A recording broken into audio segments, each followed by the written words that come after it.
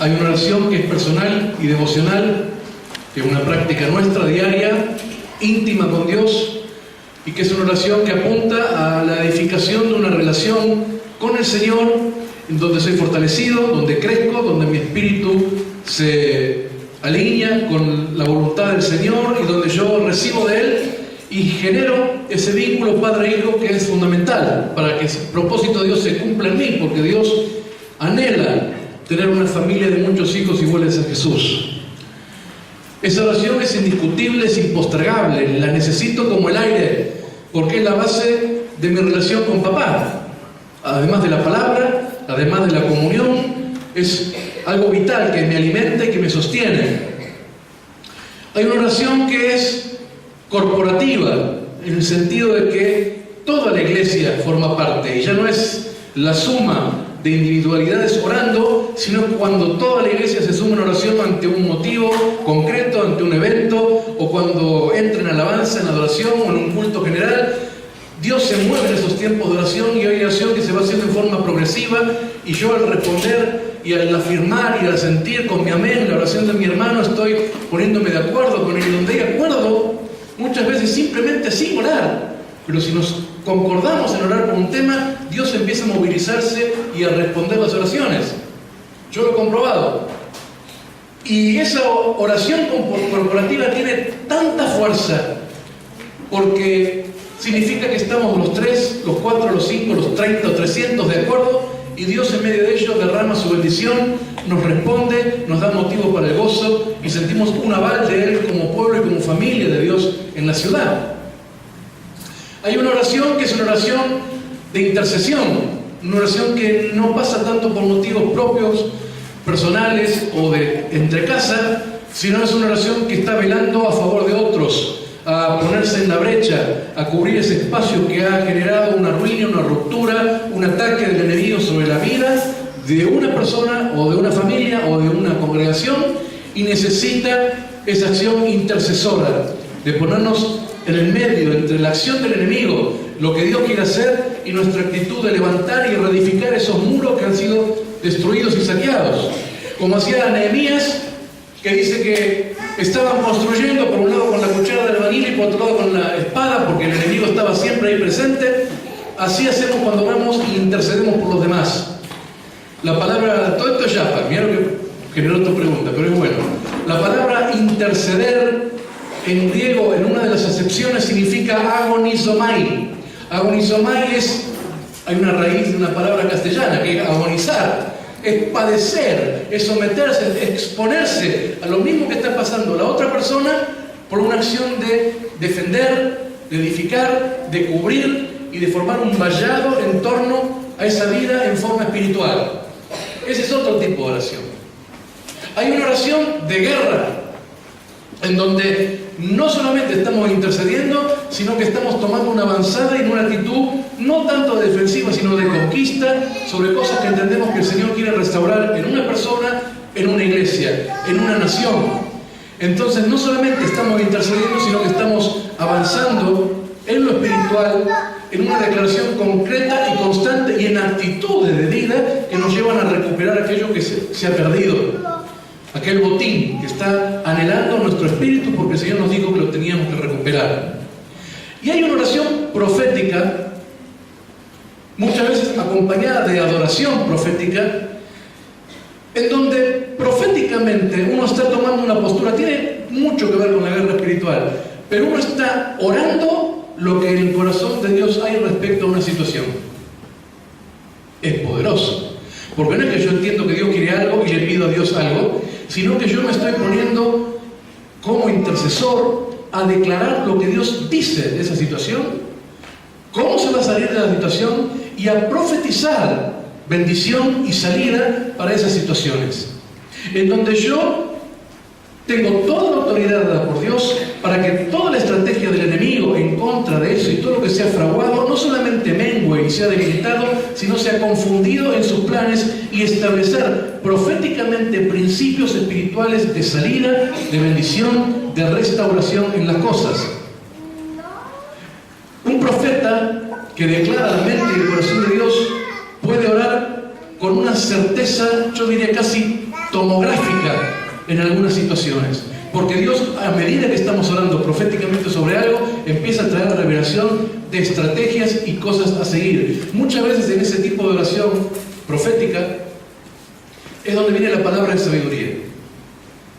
Cuando hay situaciones tan extremas, de tanto conflicto, que necesitan una intervención de iglesia, como pueblo, como comunidad, en medio de esa oración profética y de declaraciones, Dios trae estrategias a seguir. Que por lo general no solo vieron profetas, sino que empiezan a levantarse voces proféticas en oración y confirmación desde la pastoral, y hasta surgen cantos de alabanza que inspiran un tiempo especial de guerra, de avance, de conquista, de planes a nivel iglesia, que hace que situaciones sean resueltas y que se conquisten cosas que Dios quiere para ese pueblo. Entonces esa es la oración profética, que no es ni intercesión ni guerra espiritual, pero combina un poco esas cosas, entendiendo que proféticamente Dios me da una cabecera de playa para establecer. ¿Qué es una cabecera de playa? Es la primera tropa que llega a un terreno enemigo y establece en ese puesto la avanzada para todo lo que viene atrás. Decíamos ayer que el ministerio profético junto con el apostólico es un ministerio fundacional, no solamente de iglesias, sino de situaciones de iglesias. Cuando apostólicamente, pastoralmente y proféticamente esta iglesia necesita establecer un pivote, un punto de avanzada para un nuevo tiempo espiritual, una nueva dimensión espiritual, una corrección en la visión, una extensión en la obra y alcance de lo que están haciendo, es muy probable que surja oración profética, que diga el cómo Dios lo va a hacer y lo que pretende hacer Dios. Y en eso va necesariamente palabra de sabiduría, porque es ahí donde actúa, es ahí donde se revela una inteligencia espiritual, una estrategia, una logística de lo que Dios quiere hacer. Se desata actividad angélica. No que la hermana Angélica viene y se pone activa, sino que los ángeles empiezan a moverse y a generar situaciones en las familias, en los hogares, a darse una consecución de cosas que nos da la pauta de que Dios está soplando en la vela del barco de la iglesia y hay un avance indubitable, no hay cosa que lo pueda cuestionar. En esos tiempos de oración profética, a veces irrumpe la adoración profética. Porque Dios nos lleva a esa grandeza de lo que tiene para nosotros, de nuestra situación, de lo inmerecido que hay en nosotros para recibir tales cosas que Él va a hacer, que empieza nuestro espíritu que es postrarse delante del Señor y rendirnos en Él, y son momentos de extrema revelación de la persona de Dios en su casa. Cuando uno adora proféticamente, uno tiene como pueblo tiempos en donde el corazón de Dios empieza a desnudar y uno entiende más el carácter y la persona del Señor. No todo, porque nunca vamos a entender lo tremendo de Dios. Hay un video que después, si podemos, lo vamos a pasar, que habla de quién es Dios y qué es el universo de Dios. Y se van a caer de espalda. Porque ese es un video con mucha creatividad, con mucho tino, pero es un video hecho por un hombre que puede conocer esto de Dios. Dios es tremendamente inmenso, y en esos tiempos de adoración, de rendirnos proféticamente, Él se revela de una manera que marca como un sello en la vida congregacional. Son esos tiempos donde las iglesias, habiendo ya pasado un tiempo de esos momentos, recuerdan esa fecha como un hito, como un momento en donde Dios imprimió algo. Ustedes lo vivieron, y han vivido muchos, y van a vivir muchos también. Estoy hablando a Tito y Cristina de Colón, y ustedes lo van a vivir también. Pero son momentos en donde Dios da una impronta, como cuando uno edita un libro y lo reedita, y a veces hay que corregir y hacer. Dios como que marca pasos, y uno mira para atrás en la historia y se da cuenta que hay todo un trazado de Dios sobrenatural, precioso, que no significó que no iba a haber dificultad. A lo mejor son muchas las que vienen y muchos acomodarse, porque la iglesia crece, la iglesia madura, y cuando uno madura sabe que duelen los huesos y se estiran las cosas. Cada vez que mi hijo me dice, me duele la rodilla, me duelen los huesos, yo digo, chao, a comprar pantalones y a cambiar zapatillas. Decirte la hermana y hereda todo. Pero la iglesia crece y sufre esos embates y esos dolorcitos y calambres, pero uno mira hacia atrás y esos tiempos estuvieron marcados por adoración profética, que hasta han surgido alabanza. Y cuando Freyson se despertó, la canción que pegó y marcó proféticamente la iglesia Rey de Reyes fue Es tiempo de Dios, que era una canción vieja, que la cantaba Estrellita de Angeli cuando yo estaba en el Moisés. Y Y de repente Dios tomó esa canción y volvió a traer un fuego y un ímpetu que esa canción despertó un mover espiritual. Y hoy la Iglesia de Río de Reyes es lo que es.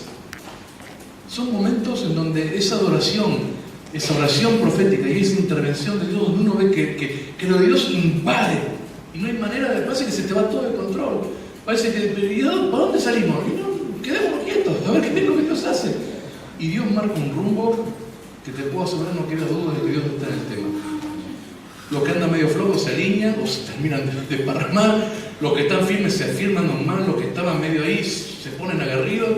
Dios trae dones, Dios trae ministerios, porque Dios empieza a marcar un nuevo tiempo, un nuevo rumbo. Y eso se produce, no es que la adoración profética lo produzca, pero en ese evento se produce adoración profética. Y muchas veces la adoración profética genera el espacio para que ese evento tenga lugar. No es un fetiche, no es que yo froto la adoración profética como una lámpara, entonces Dios hace cosas, pero en la medida que yo adoro proféticamente y tengo ese tiempo de confidencia, de intimidad con Dios como pueblo, si vos le das espacio a Dios, Dios se lo toma y empieza a hacer cosas. Dios anhela espacio en el corazón, en la casa, en el pueblo. Vos haces espacio y Dios lo llena, Dios lo usa. No se va a quedar ocioso, ni te va a quedar aburrido, ni vas a... Dios lo va a hacer. Entonces, eso es un poco a lo que me refería cuando en las iglesias proféticas hay presentes de estos tiempos. ¿Sí? ¿Hay alguna otra pregunta?